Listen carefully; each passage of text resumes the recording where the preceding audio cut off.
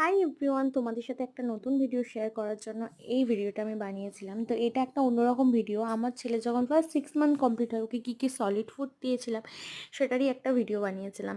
তো ওকে আমি সকালবেলা মানে 9টার দিকে দিই মিষ্টি আলু সিদ্ধ বা আপেল সিদ্ধ বা কুমড়ো সিদ্ধ দিই।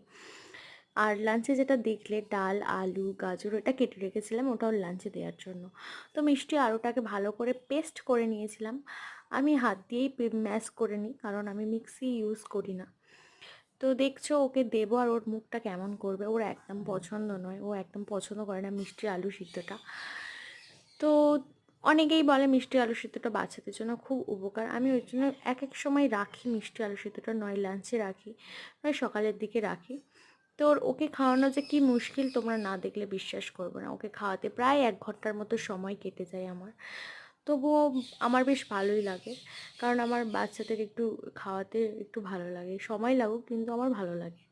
তো যাই হোক, ওর সঙ্গে কাটানো সমস্ত মুহূর্তটা আমার কাছে অনেক স্পেশাল, কারণ আমার নিজের ছেলেকে আস্তে আস্তে বড় হয়ে ওঠা দেখাটা আমার আমার মনে হয় আমার কাছে প্রচণ্ড একটা মানে স্পেশাল মুহূর্ত। তো তোমাদের কাছে সেটাই শেয়ার করলাম। তোমরাও জানিও যে ওকে কি কি খাবার দেওয়া চলে, 6 মান্থের বাচ্চাদের কি কি খাবারে অ্যাড করা যায়, তো তোমরাও জানিও। আর ভিডিওটা কেমন লাগলো অবশ্যই জানাবে। শ্রেয়ানের আরও নতুন নতুন ভিডিও দেখার জন্য তোমরা লাইক কমেন্ট শেয়ার করো।